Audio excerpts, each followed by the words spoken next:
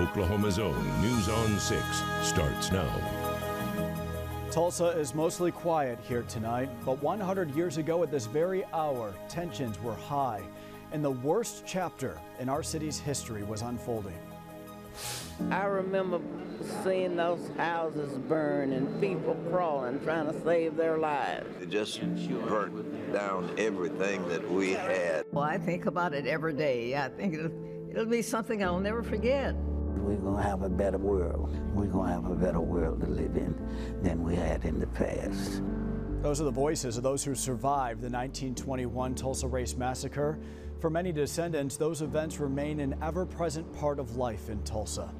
100 years after hate tore down Greenwood, Tulsans are remembering the lives lost, reflecting on the progress made, and considering the work that lies ahead here tonight. Thank you for joining us tonight at 10. I'm Brian Dorman, in for Craig and Lori. It was on this Memorial Day 100 years ago that the landscape of Tulsa changed forever. The Centennial Commission will host a candlelight vigil in 30 minutes to honor those killed in the massacre. The vigil to begin at 10:30. News on 6's Grant Stevens is live for us at the Greenwood Cultural Center tonight. Grant? Brian, the vigil caps off the days of activities that have come before it, but most importantly, it marks the moment 100 years ago when the first shots were fired in Greenwood. Of course, police have started blocking off some of the area on Greenwood Avenue in preparation of some bigger crowds that we're expecting, and already within the last hour, we've seen more and more people come to gather for this really important moment here on Greenwood tonight. Of course, it's here near the Vernon Emmy Church. That's where the vigil will be on Greenwood Avenue, but you can pick up candles at Lefty's if you plan on coming down at 10:30 when it starts. You're also asked to participate online. The organizers want the world to see this moment, to see this vigil and this gathering. So they're asking people to post pictures of how they're honoring this moment online and share that with people. One of the organizers of this, one of the people that serves on the Centennial Commission, says this is a critical moment for Greenwood's history, a critical moment for Tulsa. She's very excited for this, and she says this is a time for reflection. We've had a lot of amazing things happen, a lot of business owners, a lot of visitors to Tulsa. It's been incredible. But this moment is about reflection and looking back and paying homage to those that we've lost, but also taking a moment to look forward and how much work still yet has to be done here in Tulsa. Kuma says there's still plenty of time to come out since this starts at 10:30, so she's encouraging anyone who'd like to, please come out and show some support. Live in Tulsa, Grant Stevens, Oklahoma's own News on 6. And just into the newsroom, the White House says President Joe Biden will arrive in Tulsa just before 1 tomorrow afternoon. The president will tour the Greenwood Cultural Center with several other White House officials. He's set to speak at the Cultural Center around 3 o'clock and is scheduled to leave just before 5. News on 6, of course, will have live team coverage from the moment the president lands to the moment that he leaves. And we'll have much more on the events today commemorating the massacre 100 years ago. Our team coverage will continue here in just a moment. But first, we have an update to breaking news that we first brought you this afternoon at 4. Right now, a man is in custody accused of killing 2 family members in Washington County. News on 6's Amy Kaufman joins us now live from the Tulsa County Jail with what she is learning tonight. Amy? Well, Brian, deputies say the suspect, Brock Pavey, actually led them to the couple's bodies this afternoon, and Pavey's now here in the Tulsa County Jail on 2 complaints of first-degree murder. Tulsa County Sheriff's deputies say they were asked to do a welfare check on Sherry and Craig Chambers Saturday afternoon at their home in Collinsville. They say family members were worried because they hadn't heard from the couple. And we discovered physical evidence in their home that led us to believe that they had possibly met with foul play. Deputies say the last person to have contact with the couple was Craig's cousin Wesley Brock Pavey. Pavey was just released from prison a few months ago. He served time for eluding officers in Ottawa County and also has previous drug convictions. It sounds like the family members were estranged and that perhaps the Chambers weren't happy when the cousin showed up at their house on Saturday. Some sort of an altercation ensued, and then Mr. Pavey was in the wind. Pavey was taken into custody last night by Oklahoma City police officers before being brought back to Tulsa County. Deputies say Pavey then led them to Washington County, where he said he took Craig and Sherry's bodies after shooting them in their home. Craig's body was found under a bridge near Vera, and Carrie's body was found in a drainage culvert nearby. Deputies say the couple had a young child together, And although this was a quick investigation, the impact on the family will be lasting. This is about as bad an outcome as you can get. We have 2 family members who are deceased and another family member who has been arrested in connection with their murder. We have a child without parents. This isn't the way anybody wanted this to end. Now we're told the couple's young son is with family members and is safe tonight. And I also just spoke with one of Craig's friends who told me that there is a GoFundMe page set up for the family, and we've posted that link at newson6.com. Live in Tulsa, Amy Kaufman, Oklahoma's own News on 6. If you were attending Memorial Day services on the east side of Tulsa, Highway 75 or east this morning, you were in pretty good shape. West, you were wet, and then tonight, or really in the afternoon into tonight, everybody is wet. Lots of rain continues to fall across northeastern Oklahoma, and it's kind of bands of moderate to heavy mist almost more than it is anything else. No lightning associated with it, just moderate to heavy rains. Could last for a while. The metro area continues to have a couple of waves coming across the area, especially on the east side. If you're on the west side, you still have some rain to deal with, but not quite as heavy. Temperatures have been generally ranging on the cool side and all day long because the rain covered the entire state, up to 2 inches or more. Some areas up to 3 inches out west where they've needed it, so it's been a blessing there. Here wasn't so much so just because it was Memorial Day. We're sitting at 6/10 to 8/10 of an inch around most of the area. If you're east of Tulsa, not as much. Flood watch continues in effect for eastern Oklahoma, although we're anticipating most of the heavier bands of rain to kind of simmer down as we go through early morning. We're in the upper 50s to low 60s across the area. Again, that's that rain-cooled air hanging out. All right. Rain still sticking around for a while. We're going to talk about what you expect for the shortened work week. Also, warm temperatures, they will get here, and then it'll be steamy. And we're also going to take a look back at May because there were a lot of clouds. Details shortly. Descendants of a late survivor of the Tulsa Race Massacre visited Greenwood today in an effort to carry on their ancestors' legacy. News on 6's Ashland Brothers continues our team coverage of the centennial tonight. Ashland? Well, Brian, the descendants of A.J. Smitherman, founder of the Tulsa Star, flew into town to commemorate the Tulsa Race Massacre, a piece of their history they're still piecing together 100 years later. 5 family members stand shoulder to shoulder on sacred ground, a place once home to prosperous black businesses with wealth busting at the seams. A.J. Smitherman started the first black nationally distributed newspaper in America, the first democratic black newspaper in America, and he's the first black person in America to flip the black vote. Marshall Finty says the Race Massacre destroyed his great-great-grandfather A.J. Smitherman's home, along with his life's work, the Tulsa Star. Smitherman was uprooted, displaced, and left with no option but to rebuild. My father, my Uncle Seth, grew up in Buffalo, New York, and that's not where their family came from. Monteque Williams says his great-grandfather was blamed for inciting the incident and charged by the courts with rioting. Smitherman took off toward the East Coast and his case never went to trial. Being here for me helps me see real life, what happens when you don't hold people accountable. Smitherman stood on the front lines fighting against racial violence until he died in 1961. It's a challenge to all of us to be brave, to really hold tight to the principles of the rule of law. You know, I'm very proud that my great-grandfather stopped lynching. Smitherman's descendants remind everyone that the centennial isn't a celebration, but a remembrance. We are surviving and we will continue to survive. We're here, we're strong, we remember and love this community. And Smitherman's great-grandchildren say that he also founded newspapers in Massachusetts and Buffalo, New York. Ashland Brothers, Oklahoma's own News on 6. Work begins tomorrow at Oaklawn Cemetery as archaeologists search for answers about who is buried in a mass grave there. The grave was found near 2 headstones in October during a test excavation. I hope that even though it's not going to be tomorrow and it's going to take us some time, I hope that we have answers and that I hope we can lend something to learning more about who these individuals are who are in this unmarked mass grave that we didn't know about previously.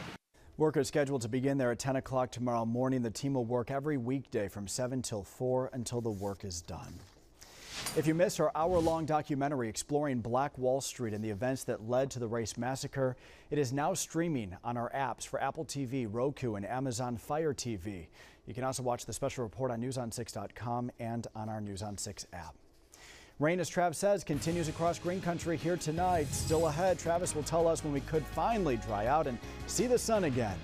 But first, we'll take you to the Patriot Golf Club in Owasso for the opening ceremony of today's special round of golf honoring fallen service members. This Memorial Day, Folds of Honor hosted a special round of golf in Owasso. Today's Patriot Cup at the Patriot Golf Club honored fallen and injured service members and their families. News on 6's Scott Files shows us the sights and the sounds.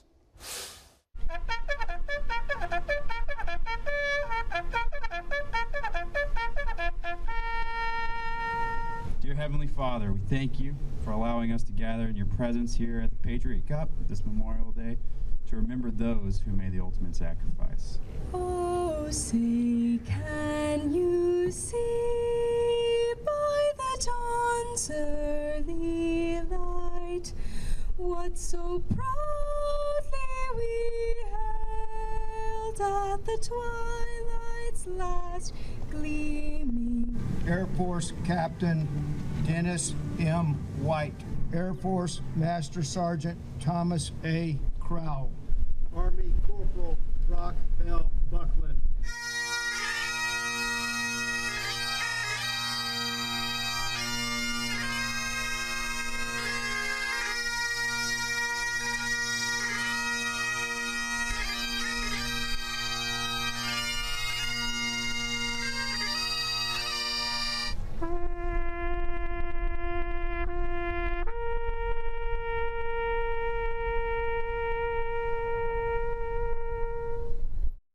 John Holcomb will have highlights coming up for us on the Patriots Cup in sports. And today, folks all around the country are taking time to pay their respects to the men and women who died while serving our country. This year's Memorial Day ceremony at Fort Gibson Cemetery was not open to the public. Organizers say trying to plan a ceremony has been really tough the past several years because, of course, the historic flood and then the pandemic. But they wanted to do something this year to honor the brave men and women who we've lost. Bittersweet. You know, the last 3 years have been interesting with the flooding and the pandemic. The cemetery director says that he's hoping to have a big crowd next year and for the ceremony again to be open to the public. Tonight's Amazing Oklahomans are a part of a group that helps honor Korean War veterans here in Oklahoma. Each year, the Korean Association of Oklahoma hosts a luncheon and programs for the veterans. This year, COVID-19 forced them to cancel. The group still prepared care boxes with personalized certificates of gratitude to give to all of the veterans. And News on 6 loves to highlight Oklahomans who are doing something good. If you know someone who should be recognized, would you please visit newson6.com/somethinggood and tell us all about them. From the Bob Mills Weather Center, the Oklahoma weather expert, Travis Meyer.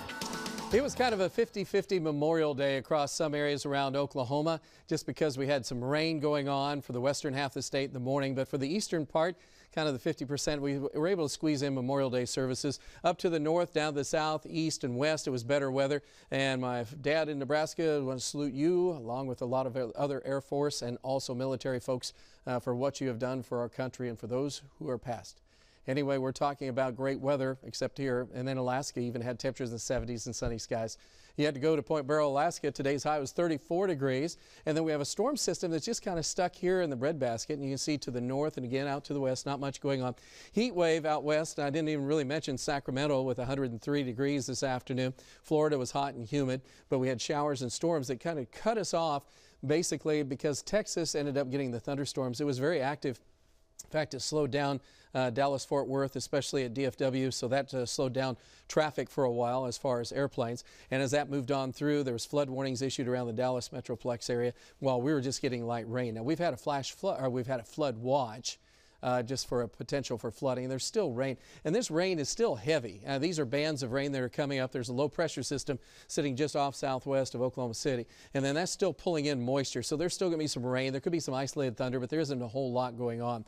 Quick look at May in review. We're still adding these numbers up through midnight tonight, so we're pushing closer to 5 inches. Average for the month was 67 degrees. That's about 2.5 degrees cooler than normal, and 3 degrees cooler if you're on south side of Jinx, for example. And what about cloudy days? Holy moly, there was a lot of those. In fact, if you look, mostly cloudy or cloudy days, that was about 25 days out of the month. Either were mostly cloudy or cloudy. This has just been like wow, that's all I can say. And of course, we had to end on rain. And we've had at least 0.6 of an inch around the metro area. Some areas pushing now almost an inch. Some of the heavier amounts were up to the north and west.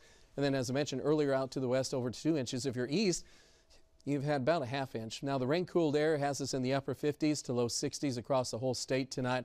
There's still that chance of upper-level system and the wave moving across, giving us a chance of showers. And those showers could have a rumble of thunder if you're in the southeast part, but we'll be right around 60, 61 in Tulsa. And then as we go through the day, it's cloudy. There could be a sunbreak or two if you're north and west. And if you get a sunbreak, you could actually get in the low 70s pretty quick, because it's that time of year. If the sun comes out, it gets hot. But as long as we have clouds, we'll stay in the 60s, and the chance of precipitation slowly ending as we go through the daytime hours. As we look on into Wednesday morning, we'll be in the upper 50s to around 60s, some heavy dew or fog. And then in the afternoon, we should be finally partly sunny with temperatures in the mid to upper 70s. Looks pretty good. Now, for the next 9 days, as we start to look ahead, we're looking for about 1 to 2 inches of additional rain unless you're in southeast Oklahoma. So we don't shut it down because there's still a daily chance of a shower, a thunder shower, but there isn't any big storms coming our way. So after our 90% chance of rain tonight through early tomorrow morning, we start going down to about 10 to 20% most time periods. Sunday looks like it could be just slightly better, but overall, again, it's kind of transitioning slowly. Our extended forecast still looks for above normal precipitation as we start to move on into our third week in June. And our temperatures will be closer to normal, which normal this time of year will be the mid to upper 80s. And I don't know if you're ready for that, because we could have like 4 or 5 days of 80s to 90. Wouldn't that be something? Anyway, our temperatures are looking like this, 60 degrees at this particular moment. And we have almost totally saturated air now. And we're talking temperatures upper 50s, low 60s in the metro. Winds are generally light out of the north. And as we look at tonight, 62 continuing. At midnight, 61 in the morning. We are going nowhere fast. And we're talking about by the time we get on into noontime, we're still low 60s with showers gradually ending across the area. And if you catch a ray or two of sun, you can warm up a lot quicker. But for the most part, our chances of rain are down. So it's not like every day is like a 90% chance of rain. So we just have slight chances. There's several days in there where I don't think it'll rain. Wednesday, maybe Friday, hopefully into next weekend. But that's what we have. But boy, I tell you, golf weather, Chamber of Commerce weather, it worked, huh? Yeah, yeah. Huh? He was really good. I was praying a lot. We should all be doing that on a regular basis, not just for the weather, for sure. We're going to talk golf, yes, but also baseball. The Cowboys are bound for Tucson in baseball. We're down to the top 8 at the NCAA Golf Championships. And another edition of the Patriot Cup, a special round for a great cause, is in the books. Driven by your Oklahoma Ford dealers, this is News on 6 Sports with John Holcomb. A moment he'll never forget. Former Bishop Kelly and OSU standout Donnie Walton this afternoon against the A's in Seattle. His first major league home run, a 3-run shot, and the Mariners won 6-5 in 10 innings. Headed west is also on the Executive Homes Sports Desk tonight. Make it 8 straight years for the Cowboys after coming up just short in the Big 12 championship game on Sunday. Today, Josh Holliday's team found out their NCAA baseball regional destination. OSU, a 2 seed in Tucson, and will face 3 seed UC Santa Barbara on Friday at 3.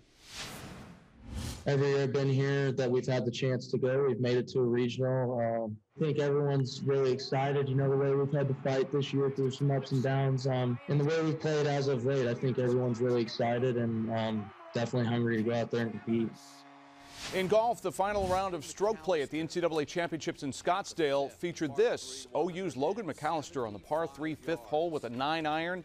And you really can't do it any better. It's a hole-in-one for McAllister. As for OSU freshman Bo Jin, looking for the individual title, needed this par putt on 18 to force a playoff, and it slides by. Team-wise, here's what it looks like. Arizona State passes the Cowboys for first. OSU does finish second. They'll face Vanderbilt in the quarterfinals tomorrow morning. The Sooners are fourth and face 5-seed Illinois on Tuesday. Well, it's become a tradition on Memorial Day, the Patriot Cup at the Patriot in Owasso.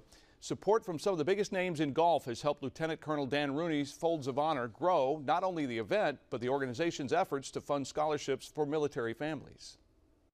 I think there is that balance that Dan was talking about understanding the gravity of the day and the significance of the day, and then celebrating the fact that we're Americans and appreciate all who have come before us. So I think you only get that here. You don't get that whole message anywhere else. Well, Tom Lehman and Corey Pavin, both major championship winners, have long been supporters of the Folds of Honor and the Patriot Cup. And in 2015 at the event, a personal best in the sport, with Lehman, Pavin, and Brad Faxon among those watching, I conquered nerves and hit a shot I'll always remember. Well, I showed Lehman a picture of the moment today and then even to score with Pavin.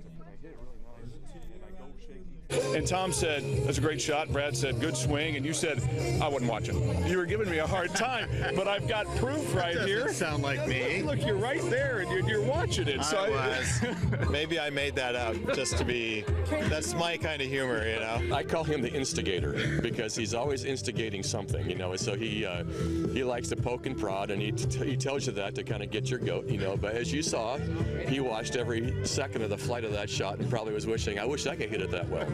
Now, there was one guy in the picture that most people see, and he's covering his eyes. Yeah, like he had no confidence whatsoever in my ability to hit a golf ball. So I understand how that sounds, a little self-serving and everything, but that was a lot of fun. And those guys have great personalities, too. They seem like it. Yeah, they're good guys. All right, we want to get to a last look at weather here real quick. And it's still raining tonight, and that rain will continue for a little while longer, so just hang in there. And it looks like tomorrow the rain chances will start to break down, and so our odds of rain will be going down as we go through the afternoon. It's still a cool day, upper 60s. A little sun could get you up to 71 or 72. Then we start seeing a little bit more sun, and that gets a lot warmer, upper 70s to low 80s, even mid 80s by mid next week. All right, and still ahead here at 10 o'clock, religious leaders from around the country came together today to bless the new prayer wall at Vernon AME Church. We'll take you there after this.